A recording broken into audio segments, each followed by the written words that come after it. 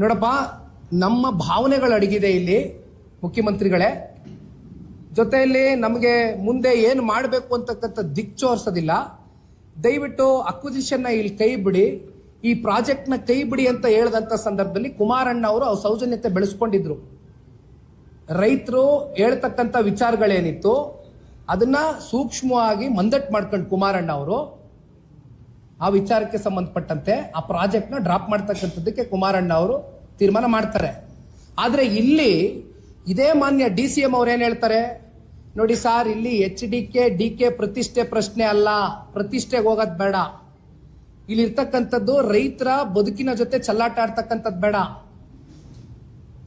80% ರೈತರು ಒಪ್ಕೊಬಿಟ್ಟಿದ್ದಾರೆ ಅಂತ DCM ಅವ್ರು ಏನ್ ಹೇಳ್ತಾರೆ, ರೈತರೇ ಇಲ್ಲ ರೀ ಅಲ್ಲಿ, ಯಾರು ಇದ್ದಾರೆ, ಕೃಷಿನೇ ಮಾಡ್ತಾ ಇಲ್ಲ ಅಲ್ಲಿ, ಯಾವ ರೈತರು ಇದ್ದಾರೆ ಅಂತಕ್ಕಂಥದ್ದು ಕೇಳಿದ್ದು DCM ಅವರು. DCM ಉತ್ತರ ಕೊಡ್ಬೇಕು ಅಲ್ಲಿ ಹೋಗ್ಬಿಟ್ಟು.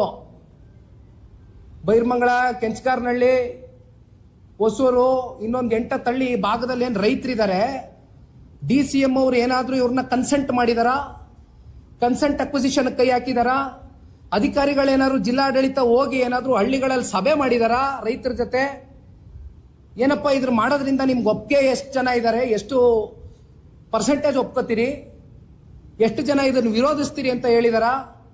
ನಾನು ಮಾಡೇ ತಿರ್ತೀನಿ,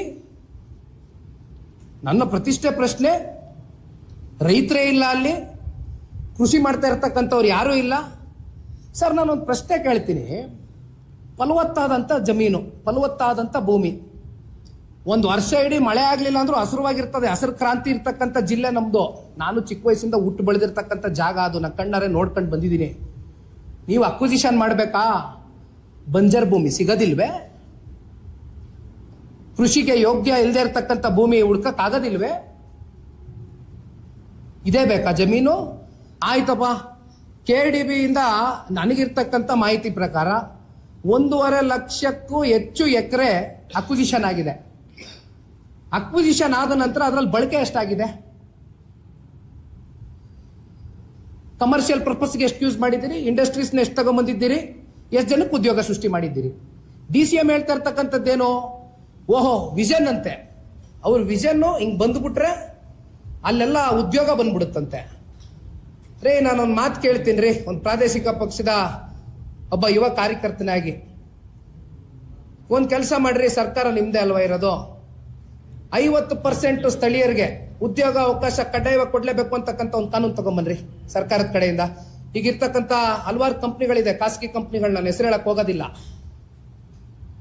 ಎಲ್ಲ ಸುತ್ತಮುತ್ತ ಇರೋಂಥ ನಮ್ಮ ರಾಮನಗರ ಜಿಲ್ಲೆ ಹುಡುಗರುಗಳ ಪರಿಸ್ಥಿತಿ ಏನಾಗಿದೆ ಗೊತ್ತಾ? ದಿನ ಬೆಳಗ್ಗೆ ಇದ್ರೆ ಏನ್ ಹೇಳ್ತಾರೆ ಗೊತ್ತಾ? ಬಂದು ಅಣ್ಣ 1 ವರ್ಷಕ್ಕೆ ಲೀಸ್ ಬೇಸಿಸ್ ತಗೊಂಡಿದ್ರು, ಟೆಂಪ್ರವರಿ ಬೇಸಿಸ್, ಈಗ ಕಿತ್ತಾಕ್ತೀನಿ ಅಂತಾರೆ, ಎದುರಿಸ್ತಾರೆ. ನಾವೇನು ತಪ್ಪು ಮಾಡಿಲ್ಲ, ದಯವಿಟ್ಟು ಪರ್ಮನೆಂಟ್ ಮಾಡಿಸ್ಕೊಡಿ ಅಂತ ಬರ್ತಾರಲ್ಲ. ಇಷ್ಟೆಲ್ಲ ಮಾತಾಡೋ DCM ಪರ್ಮನೆಂಟ್ ಮಾಡಿಸ್ಕೊಡಕ್ ಕೇಳ್ರಿ.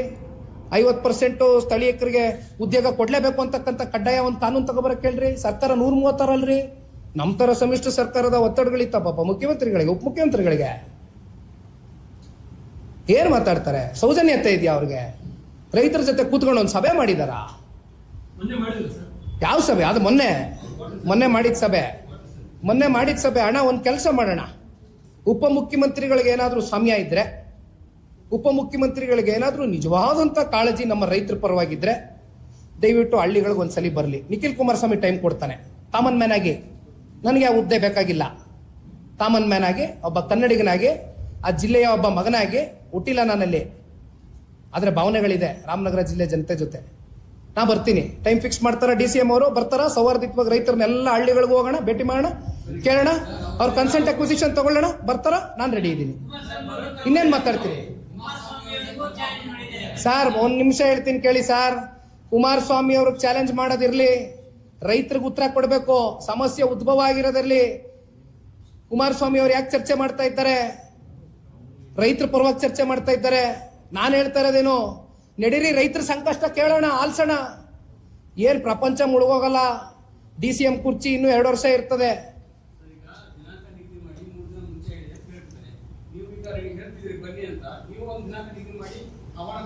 ನೋಡ್ರಿ, HDK ವರ್ಸಸ್ DK ಕೂತ್ಕೊಂಡ್ರೆ ಯಾವುದು ಇತ್ಯರ್ಥ ಆಗೋದಿಲ್ಲ. ಇಲ್ಲಿ ಇರ್ತಕ್ಕಂಥದ್ದು ರೈತರ ಜೊತೆ ಸಂವಾದ ಆಗಬೇಕು, ಚರ್ಚೆ ಆಗಬೇಕು, ಅವರ ಅಭಿಪ್ರಾಯಗಳು ಸಂಗ್ರಹಣೆ ಮಾಡಬೇಕು. ಅದಾಗಿಲ್ಲ. ಅದೇ ರೈತರು ಆಕ್ರೋಶಭರಿತವಾಗಿ ಹಲವಾರು ಯೂಟ್ಯೂಬ್ ಚಾನೆಲ್ಗಳಲ್ಲಿ ಹೋಗ್ತಾವ್ರೆ, ನೋಡ್ತಾ ಇದ್ದೀನಿ, ಏನೇನು ಮಾತಾಡ್ತಾವ್ರೆ ರೈತರು ನೋಡಿದ್ದೀನಿ. ನಿಮ್ಮ ಮಾಧ್ಯಮನೇ ಎಷ್ಟೋ ಮಾಧ್ಯಮಗಳು ಹೋಗಿ ಪ್ರಶ್ನೆ ಕೇಳಿದಿರಿ. ಏನು ಹೇಳ್ತಾ ಇದ್ದಾರೆ ಅವರೆಲ್ಲ?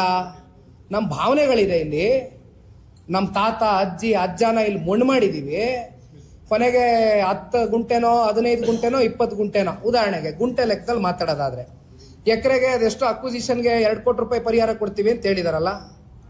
ಏನ್ ಸರ್? ಎಷ್ಟು ಅಣ್ಣ? ಎಷ್ಟು? What ever the XYZ amount, what ever the XYZ amount. ಅವತ್ತು ಕುಮಾರಣ್ಣ ಅವರು ಒಂದು ಅಮೌಂಟ್ ಹೇಳಿದ್ರು ಪರಿಹಾರ ಕೊಡ್ತೀನಿ ಅಂತ.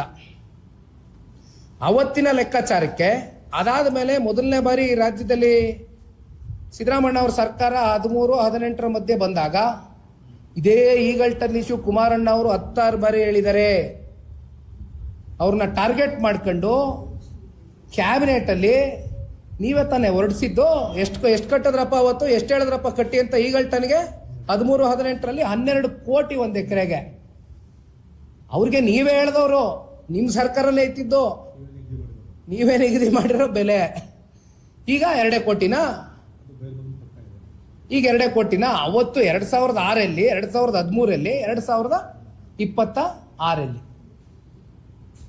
ಎಲ್ಲಿಗೆ ಬಂದು ನಿಂತಿದ್ದೀವಿ? ಎಷ್ಟಾಗಿರ್ಬೇಕು ಬೆಲೆ? ಅಷ್ಟೇನಾ ಹಂಗಾರೆ ಬೆಲೆ ಕಟ್ಟೋದು?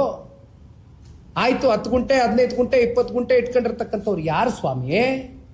ಸಣ್ಣ ರೈತರು ಕಣ್ರಿ, ಹೈನುಗಾರಿಕೆ ಮಾಡ್ಕೊಂಡು, ಹಸ ಸಾಕೊಂಡು, ಕರ ಸಾಕೊಂಡು, ಮೇಕೆ ಸಾಕೊಂಡು, ಹೆಂಗೋ ಕನಿಷ್ಠ ಪಕ್ಷ ಗೌರವಿತವಾಗಾದ್ರೂ ಬದುಕ್ತಾವ್ರೆ. ಬಿಟ್ಬಿಡಿ ಬದುಕಕ್ಕೆ. 10 ಗುಂಟೆ 15 ಗುಂಟೆ 20 ಗುಂಟೆಗೆ ನೀವು ಕೊಡ್ತಕ್ಕಂಥ ಜುಜುಬಿ ದುಡ್ಡಲ್ಲಿ ಅವ್ರು ಏನಾದ್ರು ಬೆಂಗಳೂರು ಹೊರವಲಯದಲ್ಲಿ ಎಷ್ಟು ದಿನ ಬಂದು ಬದುಕಬಹುದು? ಎಲ್ಲಿಗೆ ಹೋಯ್ತಾರೆ? ಅವ್ರನ್ನ ಎಲ್ಲಿ ಎತ್ತಂಗಡಿ ಮಾಡ್ತೀರಿ?